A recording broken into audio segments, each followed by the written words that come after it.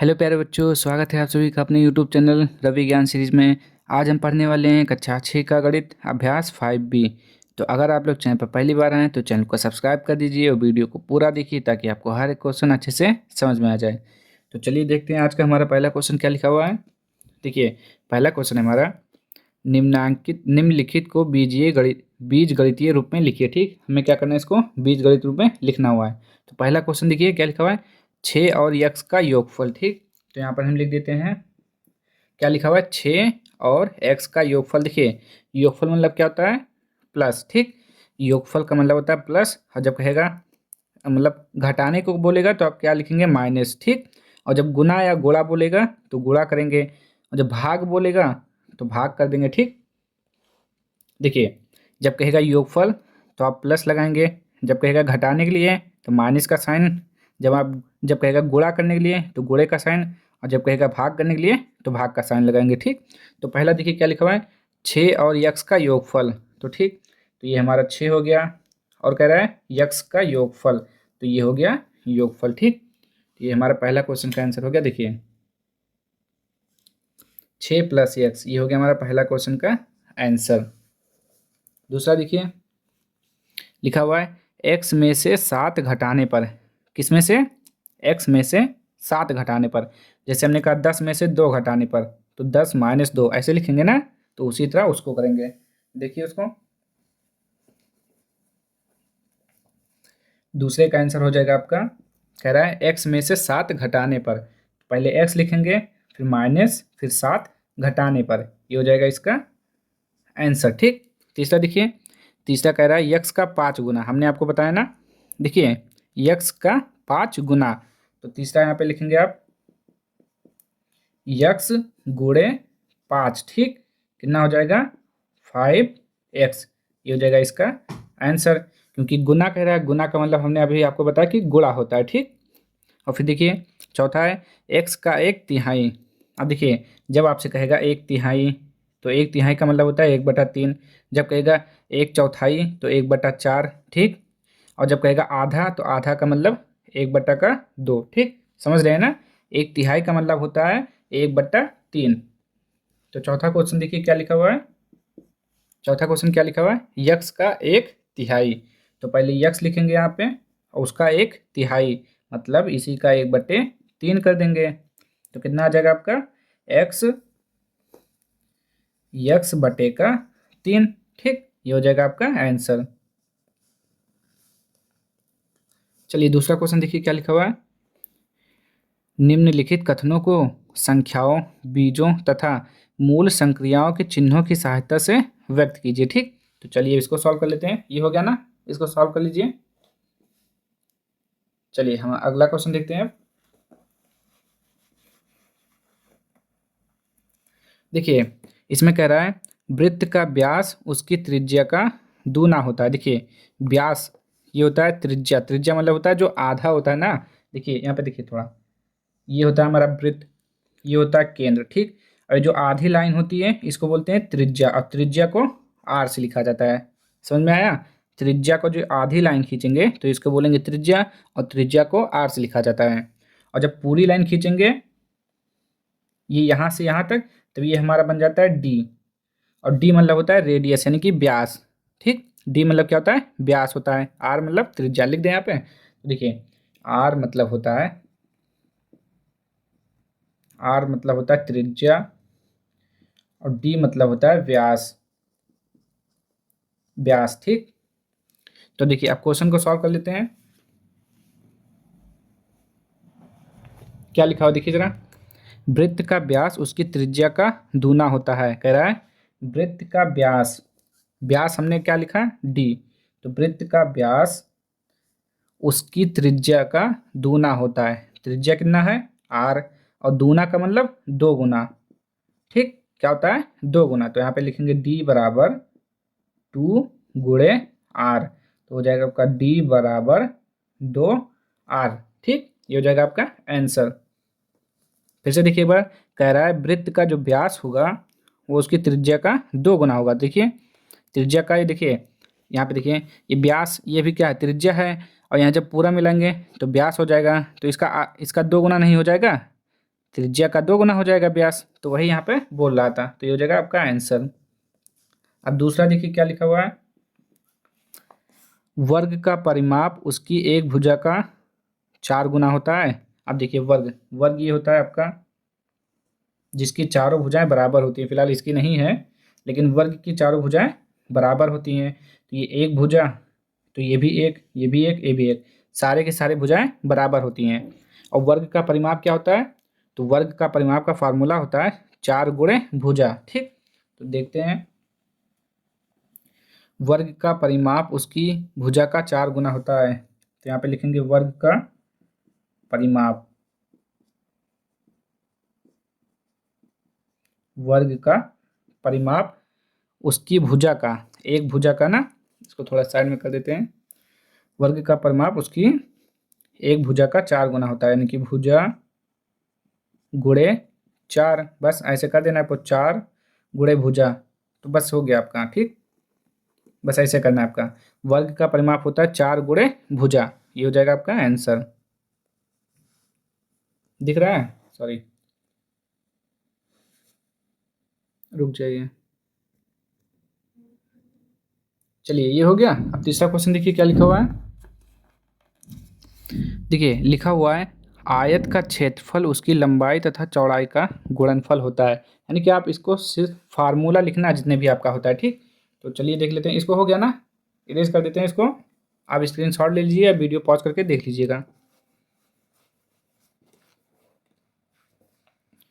क्या लिखा हुआ है, आयत का क्षेत्रफल, तो यहाँ पे लिखेंगे हम, तीसरा है ना, आयत का क्षेत्रफल,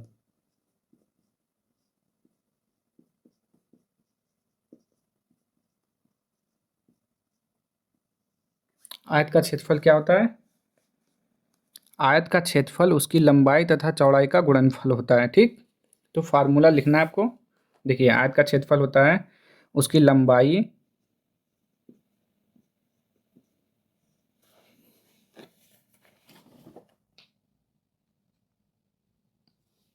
आयत का क्षेत्रफल क्या होता है, लंबाई गुणे चौड़ाई। ठीक, आपको यही लिख देना है बस, ये हो जाएगा उसका आंसर।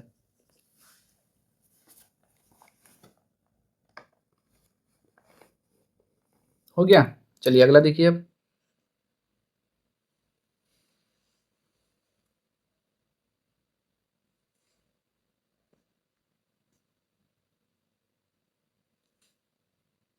चलिए क्वेश्चन नंबर 4 देखिए क्या लिखा हुआ है, लाभ विक्रय मूल्य तथा क्रय मूल्य के अंतर के बराबर होता है जब विक्रय मूल्य क्रय मूल्य से अधिक हो। ठीक, तो हमें लाभ का फार्मूला लिखना है, तो देखिए क्या होता है, तो आप क्या लिखेंगे, लाभ बराबर होता है आपका विक्रय मूल्य माइनस क्रय मूल्य होता है। ठीक, क्या लिखेंगे आप, विक्रय मूल्य, विक्रय मूल्य माइनस क्रय मूल्य,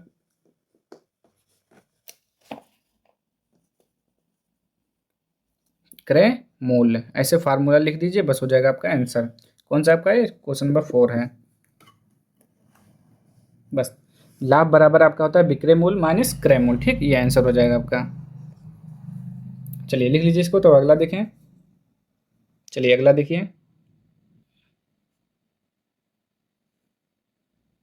चलिए क्वेश्चन नंबर 3 देखिए क्या लिखा हुआ है, क्वेश्चन नंबर 3 लिखा हुआ है एक टोकरी में 50 आम तथा एक दूसरी टोकरी में x आम है। ठीक, पहली टोकरी में कितना है, 50 आम है, दूसरी टोकरी में x आम है, तो पहली टोकरी में दूसरी टोकरी से कितने आम अधिक हैं। ठीक, चलिए आप मान लीजिए कि यहाँ पर 50 आम है और यहाँ पर 10 आम है, तो आप कैसे पता करेंगे कितना अधिक है, तो आप क्या करेंगे, 50 में से 10 घटा देंगे, आपको पता चल जाएगा कितना अधिक है।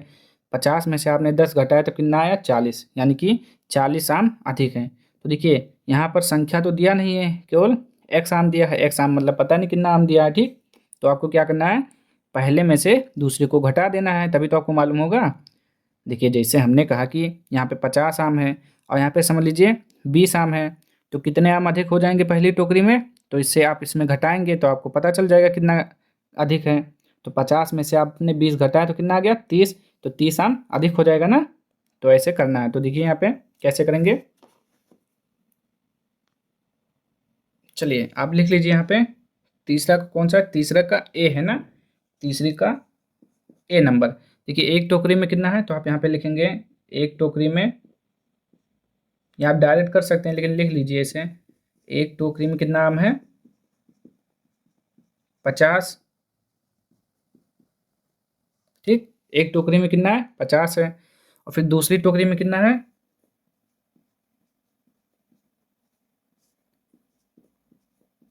दूसरी टोकरी में एक्स आम है। ठीक, हमें क्या निकालना है कि पहली टोकरी में दूसरी टोकरी से कितने आम अधिक हैं। तो लिखेंगे यहाँ पे अधिक आम लिख देंगे, अधिक आम। तो क्या करेंगे आप, 50 में से पहले में से दूसरे को घटा देंगे, आपको पता चल जाएगा कितने आम अधिक हैं। ठीक, ये कौन सी होगी, पहली टोकरी। यहाँ पे लिख दीजिए पहली टोकरी, पहली टोकरी। ठीक, अच्छे से लिखिएगा आप। पहली टोकरी, पहली टोकरी में अधिक आम कितने हैं, 50 माइनस एक्स आम अधिक हैं। ठीक, अगर यहाँ पे आपको जैसे पता चल गया 10 है, जैसे आपको यहाँ पे पता चला कि एक्स का मान 10 है, तो आप क्या करेंगे, 50 माइनस 10 कितना आ गया, 40। यानी कि पहली टोकरी में 40 आम ज़्यादा हैं। ठीक, ऐसे आपको पता कर लेना है, लेकिन जब नहीं दिया है तो आपको ऐसे करना है। ठीक, ये हो गया आपका आंसर। चलिए अगला क्वेश्चन देखिए, इसका बी नंबर।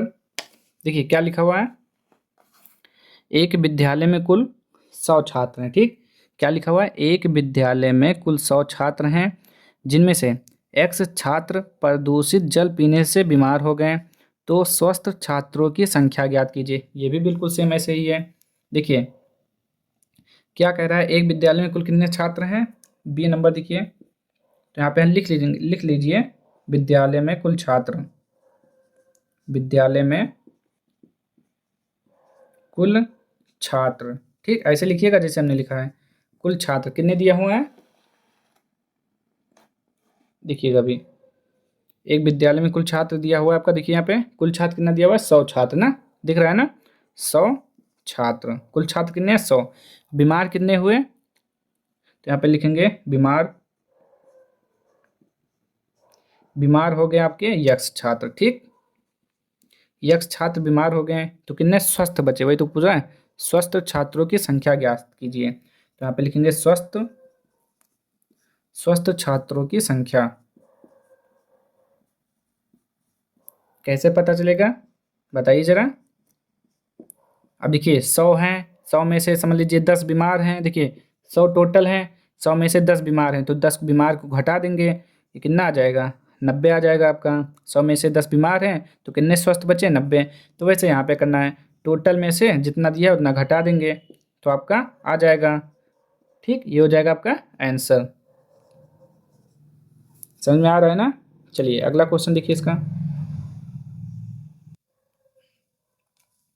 चलिए क्वेश्चन नंबर 4 देखिए क्या लिखा हुआ है, पार्श्व चित्र में आयत की आसन्न भुजाएं x मीटर तथा y मीटर हैं, आयत का परिमाप लिखिए। देखिए ये x मीटर y मीटर दिया हुआ है, आपको क्या करना है, आयत का परिमाप निकालना है। तो आप पता है ना कैसे निकालते हैं, तो लिखेंगे आप। देखिए क्वेश्चन नंबर 4 है ना, तो यहाँ पे लिख लीजिए क्वेश्चन नंबर 4 क्या है, आयत की आसन्न भुजाएं, तो आयत का परिमाप। तो यहाँ पे लिखेंगे आयत,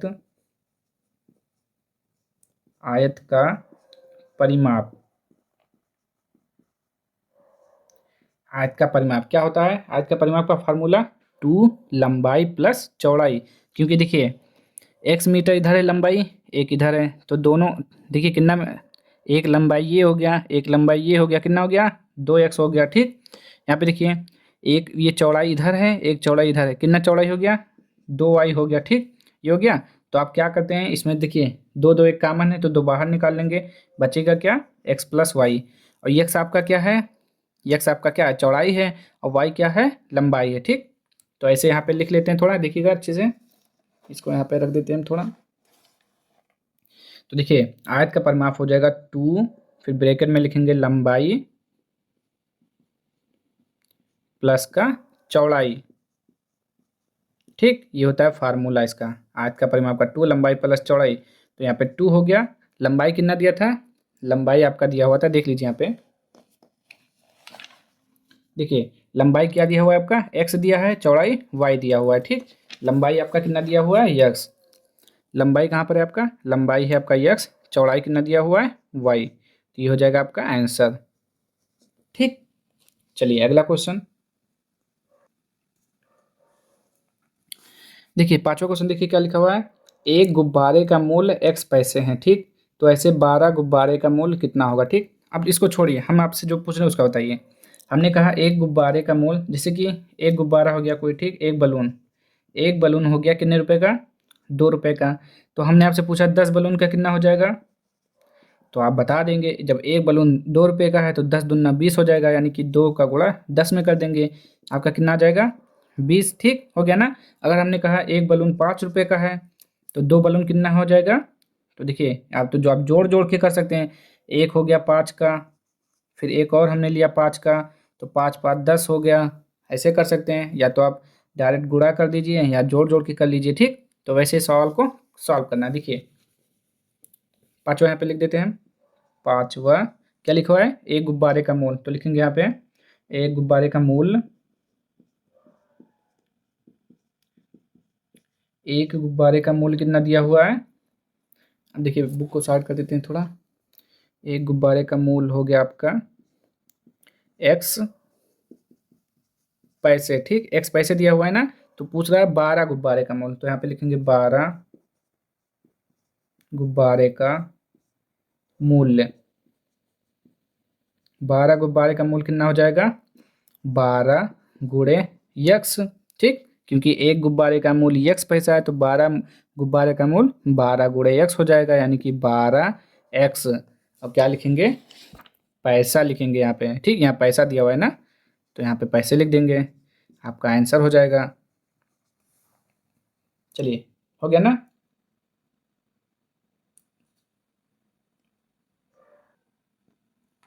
चलिए अब देखिए क्वेश्चन नंबर 6 देखिए क्या लिखा हुआ है।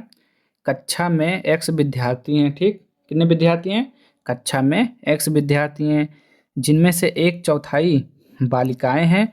कक्षा में कितनी बालिकाएं हैं, ठीक, तो थोड़ा इसको समझ लीजिएगा। देखिए पहले आप ना जानिए चौथाई मतलब क्या होता है। चौथाई मतलब होता है, जैसे कि हमने कहा x का एक चौथाई, x का एक चौथाई, x का एक चौथाई अगर हमने लिखा है यहाँ पे एक चौथाई, ठीक, तो कैसे लिखेंगे, यक्स लिखेंगे, गुणा लिखेंगे, 1/4 लिखेंगे, ये होता है एक चौथाई। जिसका कहेगा उसमें 1/4 से गुणा कर देते हैं। ठीक, तो देखिए जरा सवाल को, कक्षा में कितने विद्यार्थी हैं, तो यहाँ पे लिखेंगे क्वेश्चन नंबर 6, तो कक्षा में कुल विद्यार्थी कितने हैं, कुल विद्यार्थी कितने हैं x, ठीक, जिनमें से एक चौथाई बालिकाएं हैं, तो बालिकाएं कितने हैं, बालिकाएं कितनी हैं, इसी का जैसे कि अगर हमने यहाँ पे लिखा होता, रुक जाइए, चलिए देखिए यहाँ पे कितने हैं x लिखा हुआ है ना, अगर हमने यहाँ पे लिखा होता यहाँ पे लिखा होता 40, ठीक, और उसके बाद बोलता कि कक्षा में 40 विद्यार्थी हैं जिनमें से एक चौथाई बालिकाएं हैं। एक चौथाई का मतलब हमने बताया ना 1/4 से गुणा, 4 से काट देंगे कितना आ जाएगा सॉरी 4 से काट देंगे 10 आ जाएगा, यानी कि 10 क्या है, बालिकाएं हैं, ऐसे आपको मालूम पड़ जाएगा। तो देखिए कुल कितना दिया हुआ है यक्स, हमें निकालना कितना है एक चौथाई, तो यक्स का एक चौथाई बालिकाएं हैं, तो आपका आंसर हो जाएगा यक्स बटे का 4, ये क्या है बालिकाएं, ये हो जाएगा आपका आंसर। ठीक, क्वेश्चन नंबर 7वां देख लेते हैं क्या लिखा हुआ है। पार्श्वांकित चित्र में एक वर्ग की भुजा a सेंटीमीटर है, वर्ग का परिमाप लिखिए। ठीक, तो देखिए वर्ग का परिमाप होता है, लिख लेंगे यहाँ पे वर्ग का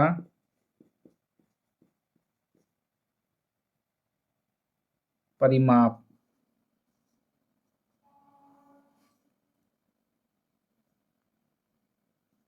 देखिए वर्ग का परिमाप, देखिए भुजा कितना दिया हुआ है a सेंटीमीटर, देखिए वर्ग की चारों भुजाएं बराबर होती है ना, तो a यहाँ है तो a यहाँ होगा, a यहाँ होगा, ठीक, 2 लिखा हुआ है 2 आप लिख दीजिए। ठीक, तो यहाँ पे लिखेंगे वर्ग का परिमाप, कितना भुजा है 4 भुजा है ना, तो 4 लिखेंगे, गुणा का भुजा लिख देंगे, तो 4 हो जाएगा हमारा, और एक भुजा क्या दिया हुआ है a दिया हुआ है ना, ध्यान से देख लीजिएगा, तो कितना हो जाएगा 4a, वर्ग का परिमाप 4 गुणे भुजा यानी कि 4a। ठीक, ये हो जाएगा आपका आंसर। तो इसी तरह आपका जो एक्सरसाइज है वो समाप्त हो गया। आप लोग ज़रूर बताइएगा कि आप लोगों को वीडियो कैसी लगी। तो अगर आप लोगों को वीडियो पसंद आया हो तो चैनल को लाइक कर दीजिएगा, शेयर कर दीजिए, सब्सक्राइब कर दीजिएगा। ठीक, और कमेंट बॉक्स में ज़रूर बताइएगा कि आपको वीडियो पसंद आया या नहीं आया, जो भी होगा ज़रूर बताइएगा। ठीक, मिलते हैं नेक्स्ट वीडियो में अगली एक्सरसाइज के साथ। तब तक के लिए जय हिंद, जय भारत।